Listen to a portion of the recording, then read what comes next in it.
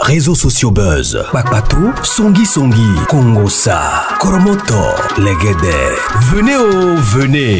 Venez vous informer en temps réel, écoutez les critiques, les analyses avec Maman Buzz sur Réseaux sociaux buzz. Ici, pas de critiques stériles, ni tête ni queue, pas de polémique. Maman Réseau, Maman Buzz de tout le monde est là. Maman Buzz sur Réseaux sociaux buzz et Lengue Zangali Passa. Le goût qui n'a pas de concurrent. La coach Amon Chic a donné la cause de la mort de sa maman. Elle a eu le temps vraiment d'expliquer en long et en large qu'est-ce qui s'est passé avec le plus de détails possibles. Sa maman était avec qui, ça avait commencé comment, c'était comment, elle était décédée quand, dans quelles circonstances, les jours d'avant c'était comment, les jours où elle était décédée, elle a senti comment. Tous ces détails-là, tellement que le deuil va prendre beaucoup de temps. Alors, pour ne pas qu'elle s'ennuie, elle passe son temps sur le live en train de recevoir ses abonnés. J'ai aimé aussi parce que ça enlève le stress. Hein. Vous savez, je ne savais pas qu'en Côte d'Ivoire, dans une des tribus, le deuil peut faire jusqu'à 6 mois. J'étais vraiment très étonnée parce que chez moi au Congo, si c'est beaucoup trop, c'est 3 semaines. À moins que la famille se décide, en tout cas peut-être en raison, comme c'était avec Papa Olangi, le corps avait fait 6 mois à la morgue, le temps de réunir beaucoup de pasteurs, des histoires comme ça. Mais généralement, au Congo, quand quelqu'un décède, si c'est beaucoup trop, c'est 3 semaines. À moins que ce soit un meurtre, les enquêtes et tout, qu'on soit jusqu'à ce que la justice puisse donner l'accord aux familles d'enterrer le corps. Mais généralement, c'est 1 semaine, maximum 2 semaines. Si c'est beaucoup trop, c'est 3 semaines, à moins que ça soit un dossier judiciaire. Alors, elle a donné beaucoup de détails sur le décès de sa mère et le programme, en tout cas, du deuil. Elle a vraiment expliqué ça en long et en large que nous allons suivre ici chez Réseaux sociaux. Je vous prie de vous abonner, cliquez la cloche de notification, aimez la vidéo, commentez, surtout partagez la vidéo. Nous, en Afrique, on aime bien connaître c'était quoi l'histoire. Elle a même donné l'âge de sa maman, hein.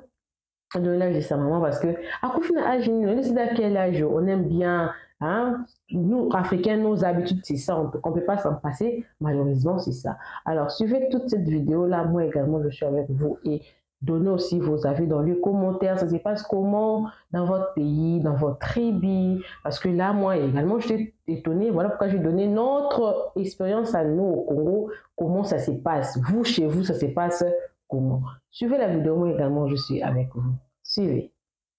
J'avais eu ma petite soeur qui m'avait dit, bon, ta maman est un peu fatiguée, la tension là la fatigue un peu. Bon, vous savez que maladie même de vieillesse là, vous savez, bon, elle n'était pas vieille, mais bon, c'est une façon de parler, c'est-à-dire à partir d'un certain âge, parce que quand il est parti à 64, 65 ans. Donc, 64, 65 ans, elle était jeune. Elle ne veut pas qu'on parle de l'âge. Vous savez que j'ai pris ça d'elle. Tellement qu'elle aime la jeunesse. Donc, elle là même s'est dit que quand tu veux parler de l'âge là, tout de suite, elle dit non, non, non, non, non. C'est quoi les choses comme ça? Donc, l'âge même, quand on me demande, mais ta maman est partie à quel âge là? Je n'arrive même pas à dire. Tellement qu'elle aimait la jeunesse. Donc, 64, 65 ans, c'est jeune. Donc, comme je vous disais, c'est ma petite soeur qui m'a dit, ah, ta maman est un peu fatiguée, et la tension là la fatigue un peu. J'ai dit, ah bon? Elle dit oui. Elle n'a pas voulu te dire, parce que comme tu dois voyager, tu dois aller en Guinée, elle n'a pas envie de t'inquiéter.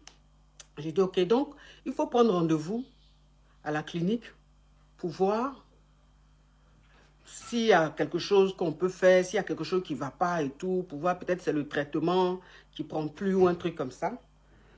Donc, ils ont pris rendez-vous.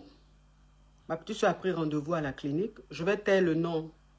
Je vais taire le nom de la clinique pour éviter trop de polémiques ou bien, voilà. Parce que elle est partie heureuse, donc je n'ai pas envie que on rentre dans les polémiques avec la clinique et tout ça. Donc, ma petite soeur a pris rendez-vous avec la clinique et ils ont donné rendez-vous, ils lui ont donné rendez-vous le 25, c'est-à-dire le jour où je prenais le vol pour la Guinée. Donc, j'étais même dans le vol quand on communiquait. Et quand je suis arrivée, elle m'a envoyé un message, ma petite soeur, pour me dire qu'on est à la clinique et qu'ils disent qu'ils vont la garder. J'ai dit, c'est bien qu'on la garde parce qu'elle est peut-être fatiguée. Donc, on la garde là-bas. Ils vont lui faire les trucs. Ils vont la mettre sous perfusion. Ils vont lui donner peut-être des choses, en tout cas, qui vont la requinquer. Et puis, la tension va baisser parce que peut-être à la maison, avec les enfants et tout ça là, ça peut faire qu'elle ne va pas se reposer. Donc, c'est mieux même qu'on la garde là-bas. Donc, c'est comme ça, on l'a gardée là-bas. Et je me rappelle, ma petite soeur même et ma maman se moquaient de moi. Elle disait, en tout cas, tu vas recevoir une facture très salée parce que c'est la maman caviar qui est là et tout ça. Parce que comme elle est arrivée, je crois on l'avait emmenée aux urgences parce qu'elle était un peu fatiguée. Et ma maman disait à ma petite soeur, il faut qu'on me mette dans la chambre la plus caviar de la clinique. Et il faut qu'on me traite comme une maman caviar. Et ma petite soeur a dit, tu vas recevoir une facture très salée. Et j'ai dit, c'est pas ça le problème. Même si la facture est salée, ça c'est rien. C'est des beignets aux crevettes. Le plus important, qu'elle guérisse. Puis c'est comme ça, on a rigolé. Et puis bon, on est resté en contact. Elle m'a dit, bon, on est arrivé. En tout cas, tout était bien.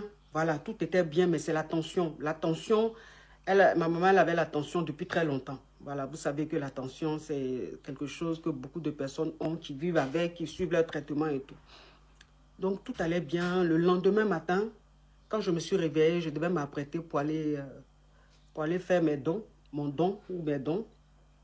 Et donc, elle et moi, on était en ligne. Elle m'a dit, bon, le matin, elle m'a dit, on dit la tension, le cœur s'est calmé, la tension a baissé, le cœur s'est calmé. J'ai dit Dieu merci. J'ai dit Dieu merci. Et puis, on causait de tout et de rien et tout ça. Et je lui ai dit, bon, je vais m'apprêter pour aller faire le don. Et il faut savoir que il y a quelque chose qui est arrivé. Je pense que c'est un message. Mais bon, vous savez que nous, les êtres humains, on n'arrive pas à comprendre les signes, on n'arrive pas à comprendre les choses. Parce que avant d'arriver en Guinée, j'avais demandé à ma soeur, Aya Diawara, de me trouver un orphelinat pour que je fasse mes dons. Vous savez, quand je vais dans un pays, je fais toujours des dons. Quand je vais dans un pays, je fais des dons. Donc avant d'arriver dans le pays, on organise tout. Comme ça, quand j'arrive, puisque quand je vais dans les pays, en général, je vais pour 1, 2 jours, 3 jours. C'est rapide. Donc avant même que j'arrive, les gens s'organisent, on trouve l'orphelinat, on s'organise, tout. Comme ça, quand j'arrive le lendemain, en même temps, je vais faire. Donc, le lendemain, quand j'ai fini de causer avec ma maman, j'avais même pas fini, enfin, je dis, après, il y a Aya Diawara qui m'a appelé, qui a dit, ma soeur, est-ce que tu es prête? Je dis, tu ne me connais pas? C'est maintenant même, je m'en vais me laver. Puis elle a commencé à se moquer de moi. Elle dit, toi vraiment, toi et le, c'est une autre histoire. Puis on a rigolé. Et puis je suis allée me laver. Quand je finis de me laver, je vois que ma soeur Aya Diawara m'a contacté. Donc moi je la rappelle. Je pensais qu'elle était déjà à l'hôtel. Je la rappelle, elle me dit, ma soeur, là on change tout. Le programme a changé. J'ai dit, ah bon, le programme a changé, pourquoi? Elle dit non, parce que l'orphelinat où on devait partir, il y a eu un petit malentendu ou un petit truc. Bon, je vais pas vous expliquer, ça c'est des détails. Je pense que c'est pas important. Mais il y a eu un truc, un malentendu où... donc ce qu'on va faire, comme on n'a pas assez de temps, puisqu'il y avait le concert de Djelika Babintou dans quelques heures. Donc finalement on change, au lieu de l'orphelinat, on va faire ça à la mosquée. Et donc, quand elle m'a dit ça, j'ai dit, c'est très bien. Et donc, j'ai dit à ma maman, on va à la mosquée pour faire le don. Et ma maman m'a dit, Dieu merci. Elle a dit, Dieu merci. Donc, le Dieu merci, ça voulait dire, c'est mon souhait, c'est ce que je veux. C'est comme ça, enfin, après c'est comme ça que j'ai compris. Donc, on est allé à la mosquée et on a fait le don. Et ça s'est très, très bien passé. J'ai été bien accueillie. Je ne voulais pas un truc trop... je voulais un truc vraiment discret. Les imams ont contacté Aya pour dire, bon, comme c'est ça, on va appeler tel imam, on va appeler tel imam. Elle a dit non. Vraiment, elle souhaiterait être très discrète, faire un petit truc simple et tout. Donc, pas besoin. L'imam qui est sur place, déjà, c'est suffisant. Donc, quand on est arrivé, l'imam a vraiment bien pris soin de nous. Il a prié. Il a prié pour les dons. Il a prié pour tout. Et puis, on est parti. Donc, quand on est parti de la mosquée, on devait aller voir, de la mosquée, on devait aller voir l'artiste, c'est-à-dire on devait aller voir mon bébé, parce que j'ai tenu à la voir avant son concert. Donc, elle était dans un hôtel de la place. On est parti là-bas. Et en même temps, Aya a voulu qu'on aille manger, parce que dans l'hôtel, il y a un restaurant, un très bon restaurant là-bas où ils font très très bien à manger. Donc j'étais avec mes caviars, j'étais avec, en tout cas ils étaient là mes caviars, j'étais avec mes femmes caviars de la Guinée qui m'ont accompagné, pas elles toutes, hein, certaines qui m'ont accompagné. Et il y avait un groupe qui nous attendait là-bas, à cet hôtel-là. Donc on est parti. Mais je vous dis, quand on est arrivé à cet hôtel, l'amour que j'ai reçu ce jour-là, et ma disponibilité, ma façon d'être accessible, c'est-à-dire, on me connaît, c'est vrai, truc, mais j'aime pas être trop accessible. Donc, arrivé à un certain moment, il y a une sécurité autour de moi. C'est comme ça que je fonctionne. C'est pour me protéger en même temps. Mais ce jour-là, le garde-corps était là. J'avais mon assistant qui était là, Dangui. Mais quand on est arrivé, c'est-à-dire dès qu'on est arrivé à l'hôtel, dès que je suis descendu de la voiture, que ce soit le personnel de l'hôtel, c'est-à-dire la sécurité et tout, l'amour que j'ai reçu, les salutations, ces messages que j'ai reçus, quand je suis rentrée dans l'hôtel, tous ceux qui étaient là-bas sont venus sur moi. C'est-à-dire, les gens venaient prendre des photos, les gens me disaient des belles paroles, les gens étaient très, très, très, très, très sympas avec moi. Et j'étais, en fait, j'étais comme un enfant, j'étais comme, je sais pas comment vous expliquer, mais j'étais accessible. C'est-à-dire que quand les gens viennent faire des photos, quand souvent le garde-corps même veut dire aux gens, ça suffit, j'ai dit non. Donc j'acceptais tout le monde. Tout le monde venait prendre des photos, tout le monde venait m'embrasser, tout le monde venait me faire des câlins. J'acceptais tout le monde. Et c'était tellement que Aya Diawara même me regardait et disait, hé, ma soeur, aujourd'hui là, tu es trop simple, hein? Tu es trop simple. C'est-à-dire, elle-même, elle était dépassée de ma simplicité, de ma façon d'être accessible, de ma façon d'être dans la main des gens comme ça. Elle-même, elle regardait et disait, on dirait un nouveau-né. Voilà, j'étais comme un nouveau-né. J'étais comme un nouveau-né dans la main des gens. La personne qui vient, qui m'attrape, je suis dans sa main comme ça. La personne qui vient m'embrasser, je suis dans sa main comme ça. Ça veut dire que j'étais, on dirait pas que c'est à mon chic, quoi. On dirait un enfant dans la main des gens. Donc tout le monde avait accès à moi, tout le monde avait accès à moi. Et arrivé à un certain moment, je suis montée dans la chambre de mon bébé, lui apporter mon soutien, ma force et tout. Après, on est descendu. Quand on est descendu, il y avait encore cet engouement-là. Les gens, on disait aux gens que j'étais là, donc il y avait encore de plus en plus de monde qui venait vers moi, qui me faisait des câlins, qui m'encourageait, qui me disait des paroles tellement sympas. Et arrivé à un certain moment,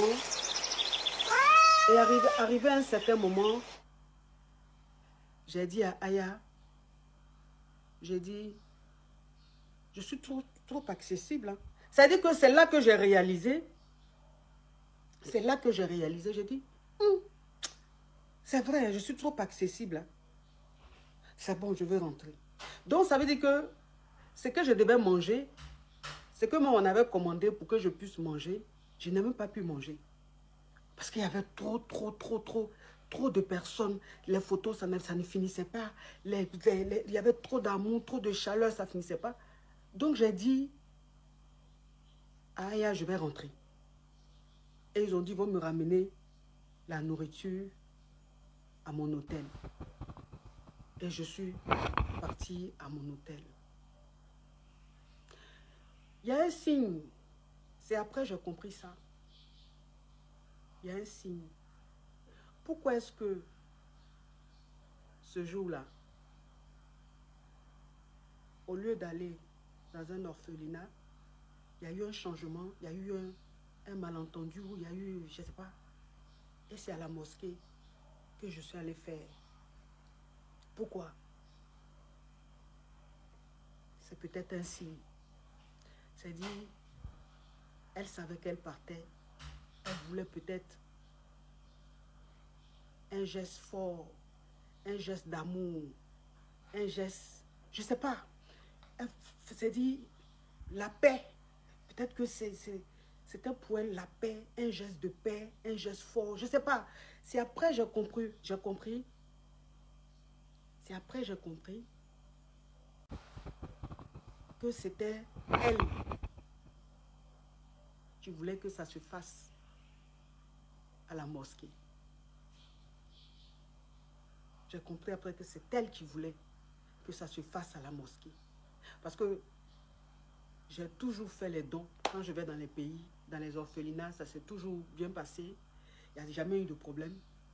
Pourquoi est-ce que ce jour-là, il y a un petit problème et c'est à l'orphelinat, à la mosquée, que je fais ce don-là?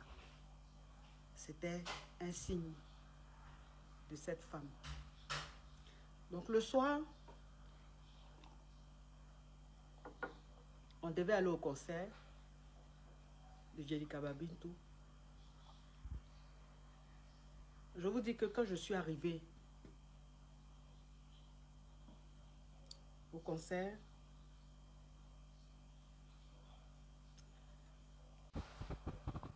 il y avait une joie. Il y avait une joie qui m'animait. J'ai toujours été joyeuse. J'ai toujours été joyeuse. Moi, je suis une personne très joyeuse. Voilà, j'aime la bonne humeur. J'aime. Mais ce jour-là, la joie qui m'animait. La joie qui m'animait. Mais j'étais dans une joie, mais immense. Une joie, mais vous ne pouvez pas savoir. C'est-à-dire, j'étais comme un enfant. J'étais comme un enfant. Et quand je suis arrivée au concert, mais si vous me voyez au concert, si on vous dit que c'est Coach Amonchi qui est en train de me faire ça, là, vous allez dire non, quand même, la femme là, on sait qu'elle est cool, hein, mais pour aujourd'hui, là, c'est abusé. Je dis, je danse avec tout le monde. Quand quelqu'un veut venir vers moi, que la personne hésite, je dis, viens, viens. Les gens viennent, ils m'attrapent, ils font des photos. C'est-à-dire, je dansais. J'étais avec le général Makosso. Moi, mais je prends le général Makosso, je le tire, je dis, viens, on va danser. On danse, on danse, on danse, on danse, on danse. Après, je m'assois, je me lève encore, je dis, je danse. Tout le monde vient danser avec moi. Je m'en vais saluer des gens. C'est moi-même qui vais saluer les gens. Je danse, je danse, je danse. Donc, j'étais tellement accessible, tellement heureuse à ce concert que Aya a dit à ses copines, c'est-à-dire les caviars de la Guinée qui étaient là, où on était tous ensemble, elle a dit à l'une de ses copines,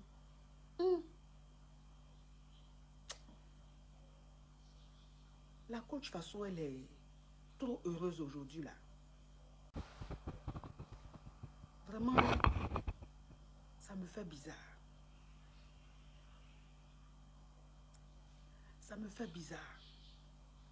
Donc, Aya Diawara, qui a dit à une de ses sœurs, parce que la femme là est aujourd'hui là. De toute façon, elle est même ce soir là. Est-ce qu'elle n'est pas en train de... C'est pas une façon de nous dire au revoir? Parce que c'est bizarre. Elle est trop simple, trop accessible, elle est trop heureuse. Que ça me fait bizarre. Est-ce qu'il n'y a pas quelque chose? Parce que je ne comprends pas. Elle-même, elle dit qu'elle était dépassée.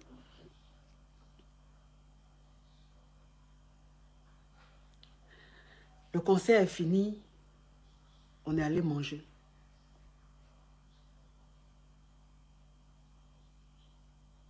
On a mangé. Il y a mon frère Woody Premier qui a dit, ma soeur, je t'invite dans un restaurant avec tout le monde, on va manger et tout. Donc on est allé dans ce restaurant-là. On a mangé. Il y avait une très belle ambiance. Tout était tellement parfait. Tout était tellement beau. Je vous dis, c'est pas possible. Cette joie qui m'animait, c'est pas possible. Moi-même, je n'ai pas compris cette joie-là. Je n'ai pas compris cette joie qui m'animait. Et donc, on est rentré, il était quoi? Il était genre 1h, 2h du matin. On est resté un peu. Et après, je me suis couchée. Et j'ai éteint mes téléphones pour dormir un peu. Parce que j'étais fatiguée. Parce que vous savez, quand je voyage, quand je vais dans un pays, le même jour, je ne dors pas. Je ne sais pas si c'est le changement ou c'est les heures, le décalage ou quoi, mais c'est toujours comme ça. Le premier jour de mon voyage, quand j'arrive dans un pays, je ne dors pas jusqu'au matin. Je peux fermer les yeux, je peux faire ce que je veux, mais je ne dors pas. Et le lendemain, c'est le café qui me retient. Donc je prends café, C'est le deuxième jour que je dors. Donc quand on est rentré, j'étais tellement fatiguée que j'ai éteint tous mes téléphones pour dormir. La team Cœur Orange. La team Cœur Orange. Vous voyez comment ça bascule? Vous voyez comment ça bascule? C'est parce qu'ils sont en train de signaler. Donc la team Cœur Orange, on bombarde les cœurs orange. La team Cœur Orange, on bombarde les cœurs orange. Le live est très signalé. Donc on bombarde les cœurs orange pour sécuriser le live. Vous comprenez un peu? Ils sont là. Ils sont toujours là. C'est comme ça. Mais ils resteront toujours dans mon ombre. Ils font leur boulot qu'ils savent bien faire, c'est-à-dire signaler. Donc, vous devez bombarder les cœurs orange pour sécuriser le live. C'est très important. Donc, je dormais. Et à 5 h du matin, ma petite soeur, je suppose, a essayé de me contacter. Elle ne pouvait pas puisque mon téléphone était éteint. Donc, elle a contacté Gangui. C'est partout où je vais, je voyage avec lui. Et c'est lui maintenant qui appelle Aya Diawara, Makosso, le général Kanu Makosso, qui appelle pour leur annoncer la mauvaise nouvelle. Parce que il n'avait pas le courage de me le dire tout seul. Donc il fallait qu'ils soient entourés pour venir me dire. Je vous dis à 5 h du matin, dès que il a appelé Aya Diawara, elle a pris sa voiture, c'est-à-dire elle a porté le boubou qu'elle pouvait porter, le foulard qu'elle a trouvé, elle est montée dans la voiture. Elle qui n'aime pas conduire, là, c'est toujours le chauffeur qui l'a conduit là. Ce jour-là, elle a pris le volant. Elle a appelé l'une l'une de mes caviars qui s'appelle Bijou, l'une de ses sœurs, Bijou. Elle lui a dit de venir. Donc, elles sont venues à l'hôtel avec Dangui et ils sont rentrés dans ma suite. Moi, je dormais. Donc, de 5 h du matin,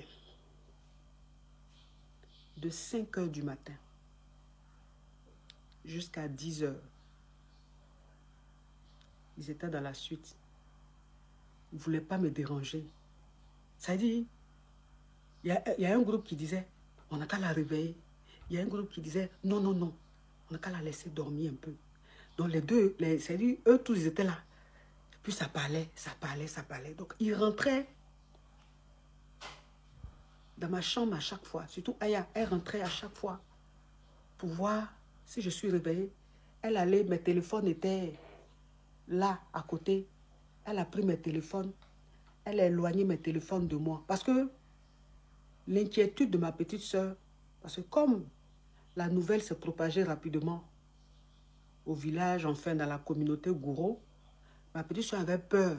Parce qu'elle me connaît. Elle sait que quand je me réveille, souvent je suis dans le lit, je ne dors pas.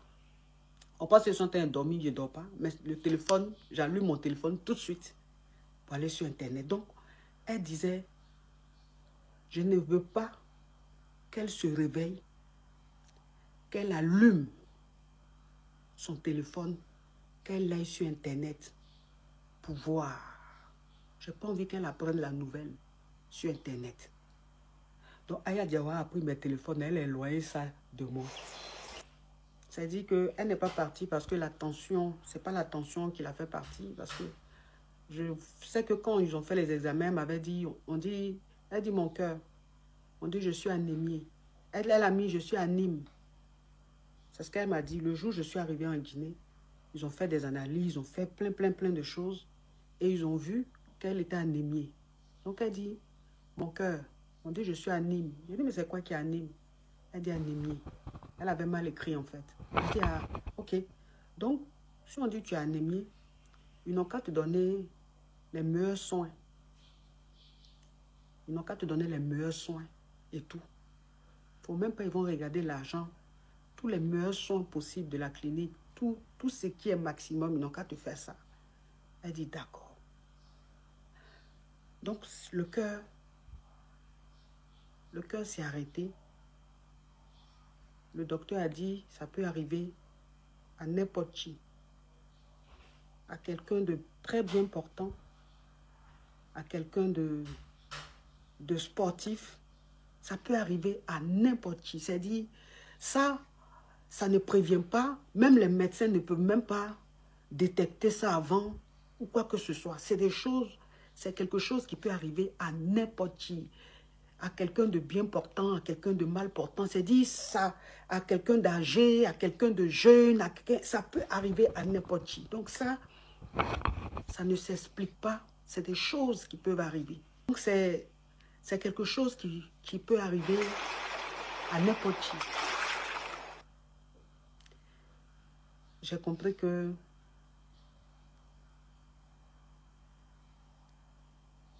elle n'a pas souffert. Ma maman n'a pas souffert. Elle est partie comme un ange. Elle est partie comme un ange. Elle a voulu que je fasse un geste fort. Elle a voulu que je fasse un geste fort. C'est pour ça que, au lieu de l'orphelinat, je suis allée à la mosquée pour les dons. Et ce jour-là, elle m'a apporté une joie. Elle m'a apporté une joie. C'est-à-dire toute la journée de ce samedi-là, jusqu'à ce que j'aille me coucher et que j'apprenne la nouvelle, j'étais comme un enfant. J'étais comme un nouveau-né. C'est comme si je renaissais de nouveau. J'avais tellement la paix du cœur, mais tellement. J'ai compris qu'elle voulait. C'est-à-dire,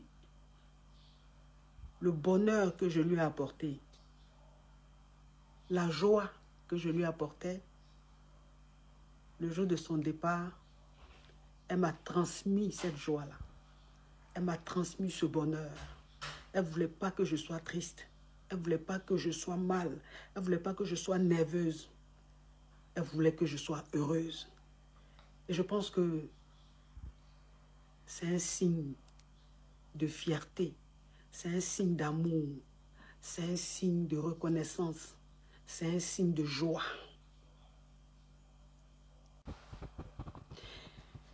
Et ces derniers temps-là, c'est-à-dire qu'avant le départ de maman, ces derniers temps, elle ne faisait que des atalakou. Elle ne faisait que des atalakou. J'ai dit, mais toi, la femme gourou, la même là, tu aimes tellement le djé que tu fais atalakou. Pourquoi tu me fais beaucoup d'atalakou comme ça? Tu veux encore me raqueter. C'est-à-dire, elle pouvait se réveiller le matin et me laisser vocal. Et le vocal qu'elle me laisse, c'est que des atalakou. Seigneur, je te demande de bénir cette fille. Bénis cette fille. Si tu ne m'avais pas donné cet enfant, qu'est-ce que j'allais devenir? Mon cœur est dans la joie. Merci de m'avoir donné cet enfant. Mon or, mon diamant. C'est-à-dire, je sais qu'elle me disait souvent ça. Mais les semaines qui ont précédé, c'est-à-dire les une semaine qui ont précédé, c'était trop. C'était trop. Que des éloges, que de l'amour, que des messages, que des bénédictions. Moi, je me disais, mais la femme gourou, là, tellement qu'elle aime l'argent, qu'elle veut me raqueter, comme elle sait que j'aime atalakou, elle fait ça pour que je lui donne le jeton. Elle dit non. Ça n'a rien à voir avec l'argent. Qu'est-ce que tu ne me fais pas? Qu'est-ce que tu ne me donnes pas? Ça n'a rien à voir. Mais je suis contente. Je suis fière de toi. Je suis contente de toi.